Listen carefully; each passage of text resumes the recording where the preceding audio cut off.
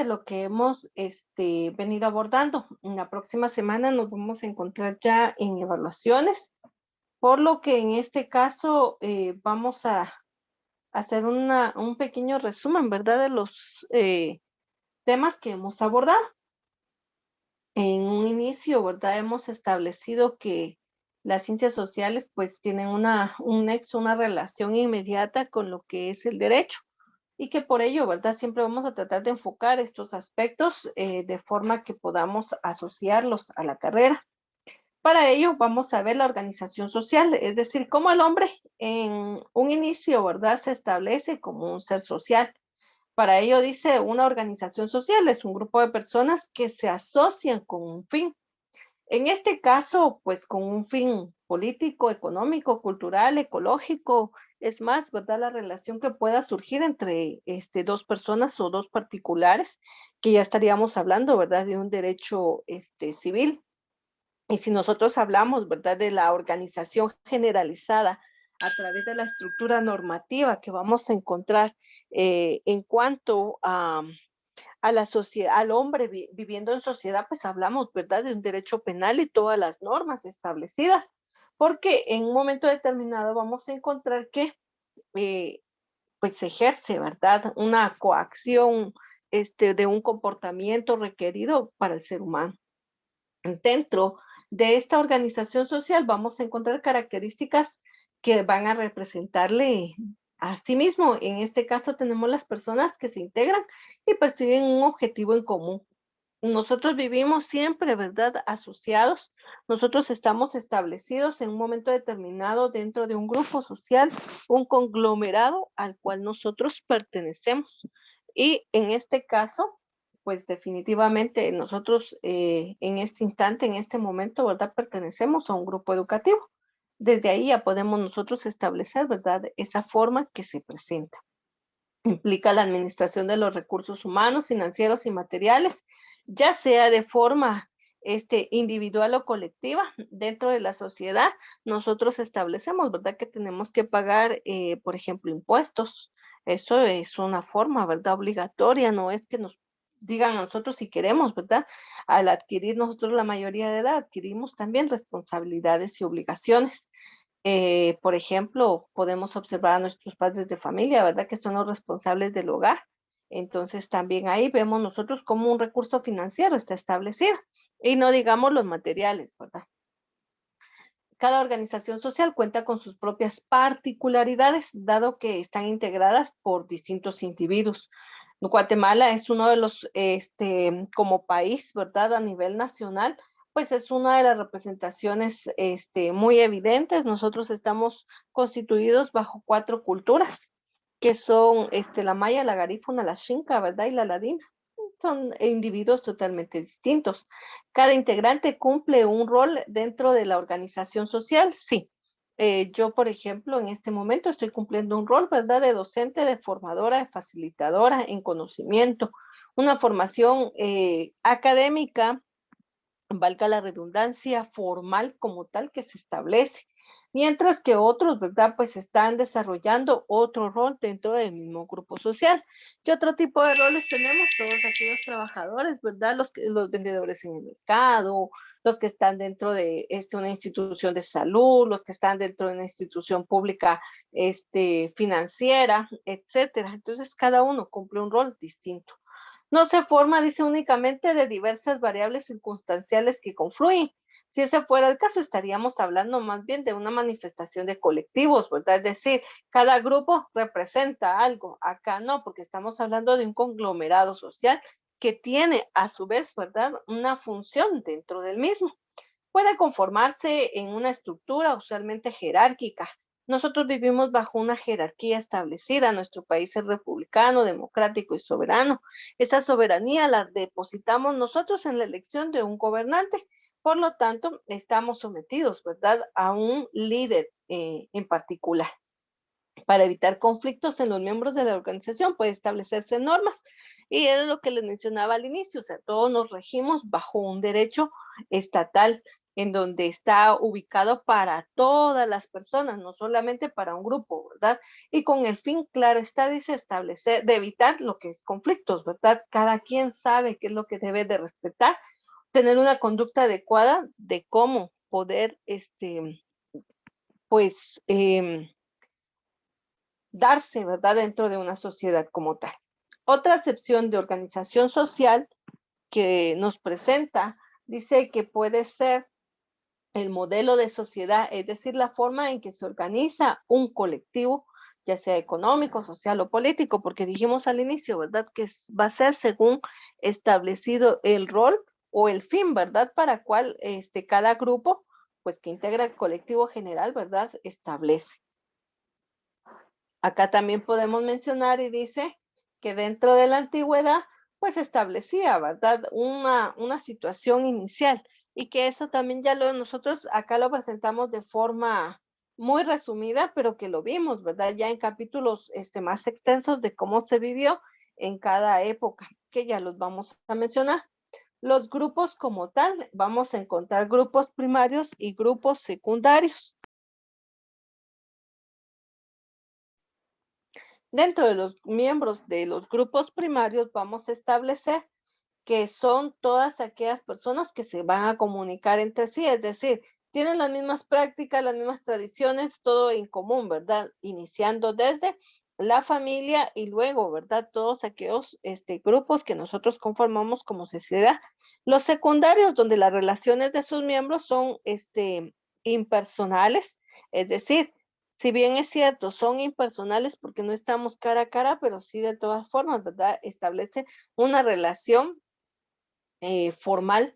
Y aquí dentro de esta relación formal, pues era lo que yo les mencionaba, ¿verdad? Cuando yo hago, por ejemplo, una compra-venta, un contrato, etcétera, ¿verdad?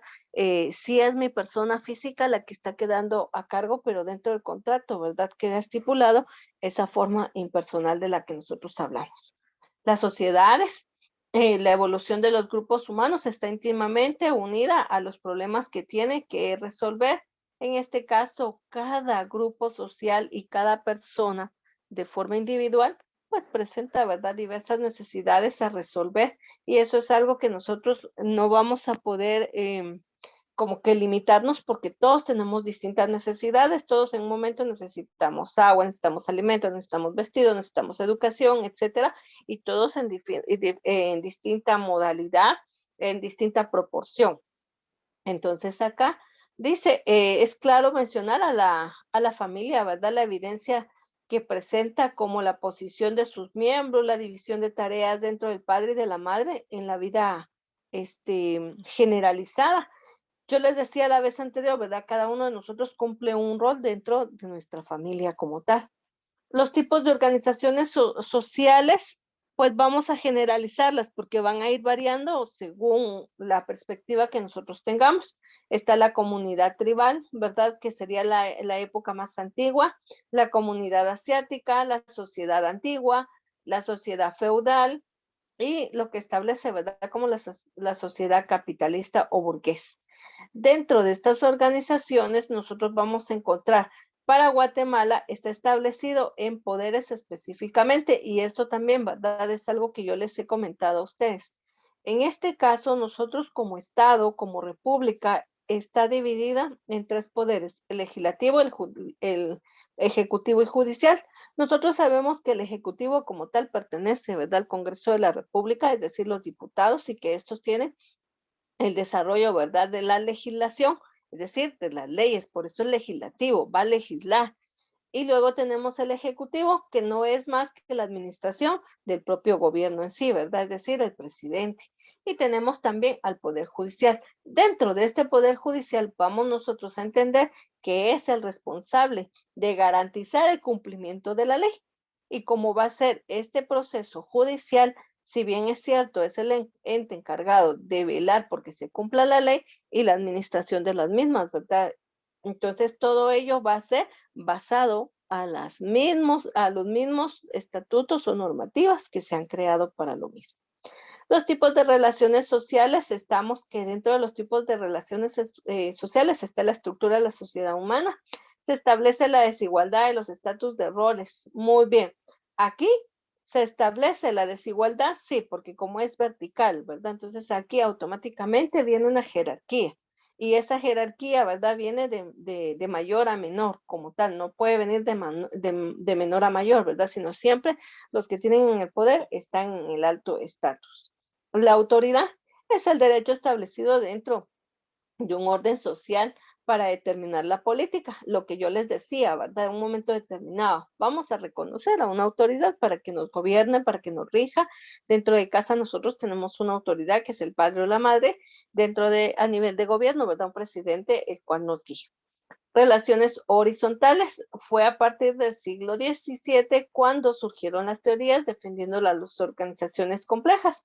En este caso, pues ya sabemos o encontramos una combinación de ellas, porque también, si bien es cierto, es necesario establecer una jerarquía, un estatuto, un ente, ¿verdad?, que nos vaya a guiar, también tenemos que reconocer que no solamente él hace trabajo, ¿verdad?, que los gobernados o los asistentes también forman parte del mismo. El contractualismo, este se desarrolló en el siglo XVII al XVIII y es apoyado por diversas variaciones. En este caso, menciona a los autores Hobbes, a Luke, a Rousseau, a Kant, que establecen, ¿verdad?, una teoría del contrato social, en donde cada hombre renuncia a su libertad a cambio de una seguridad. Es decir, yo estoy sabida, ¿verdad?, que existe, ¿verdad?, del gobierno, que el gobierno garantiza la libertad y seguridad de toda la población. Pero si bien es cierto, ¿verdad?, yo me voy a establecer a que ellos van a proteger mi vida, pero yo no voy a hacer ninguna situación que contrarreste, ¿verdad?, la de otro. Entonces vean cómo se establece, ¿verdad?, como un contrato, porque si bien es cierto, es un acuerdo, o sea, yo me porto bien y me van a respetar, yo me porto mal y automáticamente sé yo que voy a cometer un delito, voy a infringir la ley, entonces automáticamente, ¿verdad?, me van a llevar presa. Es así como funciona esta parte de lo que nosotros estamos abordando, ¿verdad? Como sociedad. Y dentro de este otro aspecto vamos a encontrar también a los paradigmas. Y nosotros habíamos hablado en clases anteriores, ¿verdad? De cómo podemos visualizar a un paradigma. Para ello vamos a citar una definición textual literal, ¿verdad? Tenemos entonces acá en pantalla establecer lo siguiente. Dice que el paradigma se origina de la palabra griega paraoipulli, y en este caso, que significa paradigma, que significa modelo de ejemplo. A su vez tiene la misma raíz, dice, de mapa de Ububucao, que significa demostrar. Este concepto como tal es un paradigma, un modelo de análisis, una matriz. Cuando hablamos nosotros un modelo, es algo a seguir como tal. Cuando hablamos de una matriz, es el nacimiento, ¿verdad?, que se tiene, el inicio de algo como tal. Los paradigmas sociológicos, pues son modelos dentro de la naturaleza, ¿verdad?, que se estudia. En este caso, como estamos hablando paradigmas sociológicos, estamos hablando lo que compete a los grupos sociales que se han venido desarrollando desde su inicio hasta el día de hoy. Y por lo tanto vamos a encontrar diversas teorías y diversas perspectivas. Dentro de estos paradigmas vamos a encontrar que un paradigma es un conjunto de problemas y respuestas exitosas a esos problemas.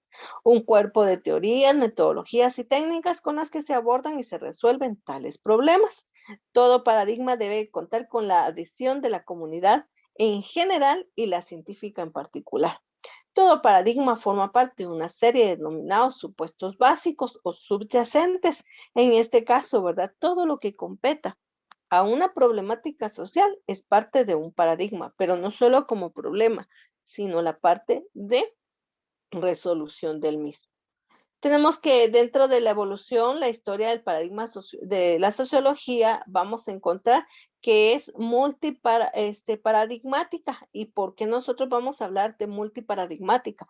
Porque en este caso, ¿verdad?, va a tener muchos dogmas en los cuales se va a centrar para dar respuesta o para establecer al mismo paradigma. Tenemos entonces un paradigma positivista, un paradigma interpretativo y un paradigma crítico, Y en base a esos elementos es como nosotros vamos a establecer dichos paradigmas. Entonces, por eso es, ¿verdad? Varios establecidos dentro de los grupos sociales. El positivista o empírico establece, ¿verdad? La ley o utiliza la ley científica para establecerlo como un conocimiento nomológico, descriptivo, es decir, nomo, ¿verdad? Uno, lógico, establecido, ¿verdad? En la razón, en lo científico y descriptivo porque me va a explicar. Entonces acá, ¿verdad? A eso se deriva este paradigma positivista, a que utiliza diversas técnicas para poder desarrollar la explicación del mismo. El interpretativo. La lógica de las palabras nos ayudan a nosotros a favorecer la comprensión del mismo, porque en este caso dice interpretativo, es decir, da razón de lo que es, explica, analiza y por ende, ¿verdad? Comprende en un momento determinado la interpretación que dan de este paradigma. Tenemos un paradigma crítico, fue Carlos Marx quien fue el iniciador de este paradigma, ¿verdad? Donde él establece que la práctica es la acción que el hombre puede modificar y provocar, ¿verdad?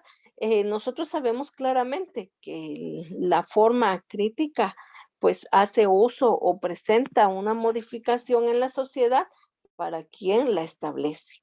Tenemos la teoría funcionalista y esta, como su nombre indica, ¿verdad? Es la función que va a tener en este caso, el ser dentro de la sociedad, ya sea de una forma biológica o de una forma intelectual.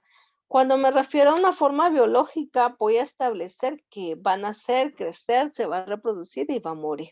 Y en la forma intelectual, todos aquellos conocimientos nuevos que vengan a beneficiar para el desarrollo de lo que nosotros estamos estableciendo. También tenemos que las nuevas teorías de paradigmas está la sociología y la sociología como tal establece el devenir inicial del ser humano hasta el día de hoy. Por eso en algún momento vamos a encontrar que el ser humano, ¿verdad? En una de las teorías inicia, ¿verdad? De los primates hasta el día de hoy como un hombre actual, un hombre moderno. También se involucra, ¿verdad?, dentro de los paradigmas de la sociología, las revoluciones científicas. Y es que sin este fundamento de revolución científica, pues no tendríamos avance. Es decir, ¿verdad? No hay teorías, no hay formas, no hay conocimiento nuevo. A eso se debe esta parte. El cambio de paradigma y la tecnología, que es un elemento fundamental, acá nos muestra más abajito, ¿verdad? Muchas situaciones de cómo nosotros podemos concebir, en este caso, ¿verdad? Un medio totalmente distinto de conocimiento en tecnología, en donde nosotros vamos a establecer, ¿verdad? Esa evolución que ha tenido. Por eso dice acá revoluciones científicas.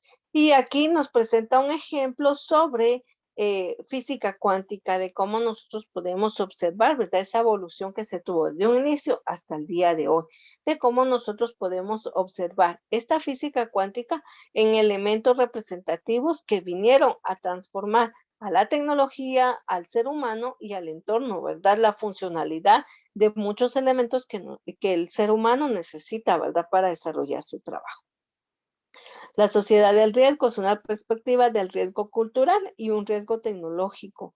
Y nosotros hemos podido observar, ¿verdad? En todo momento, por ejemplo, algo que nosotros hemos visto es que ha deshumanizado, ¿verdad? El ser humano, la tecnología, porque si tiene acceso a un teléfono y usted está todo el santo día viendo el teléfono, trabajando en el mismo, etcétera.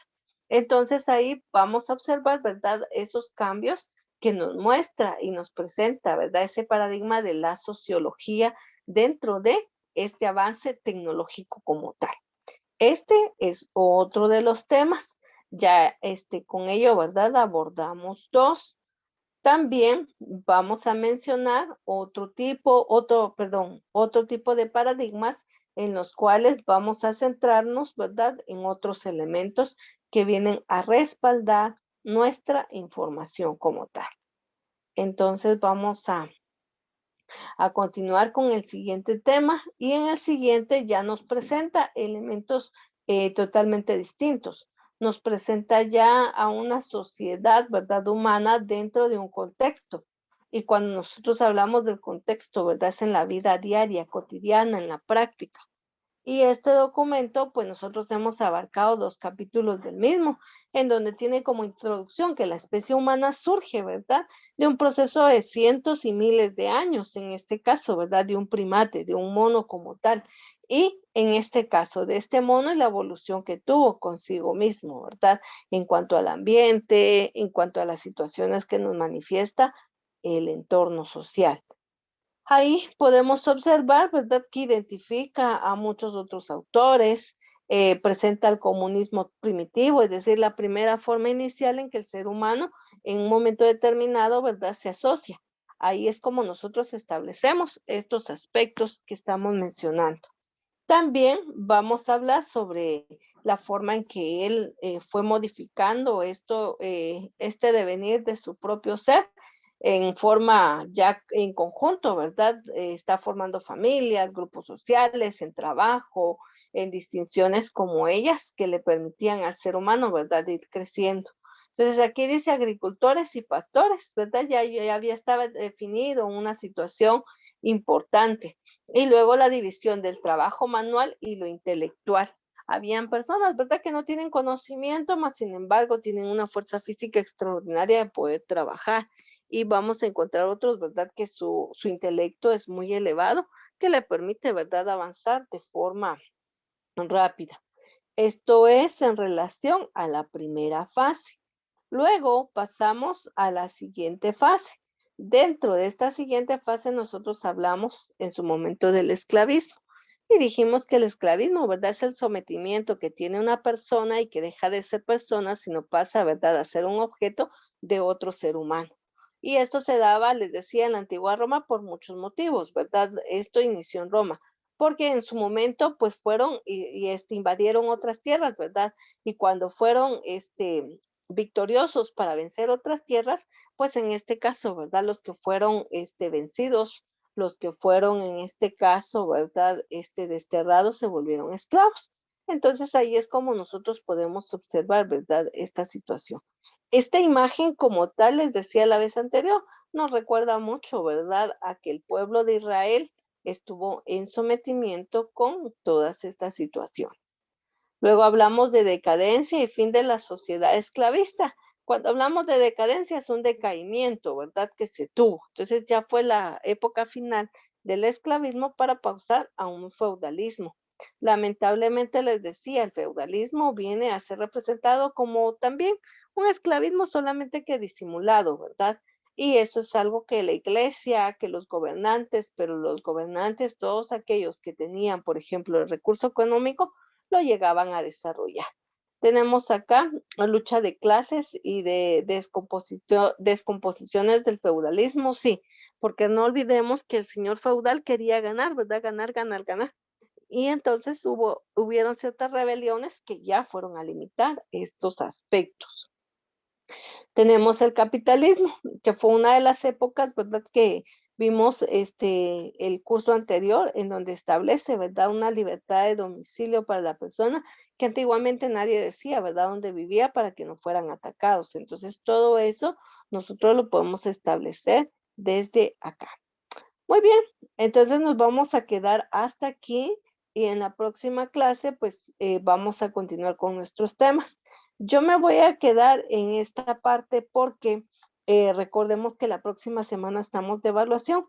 Entonces lo que yo necesito es que usted lea y comprenda nuestras actividades, no que memorice como tal, ¿verdad? Entonces, por favor, vamos a trabajar y cualquier situación que se pueda presentar, me lo hacen saber.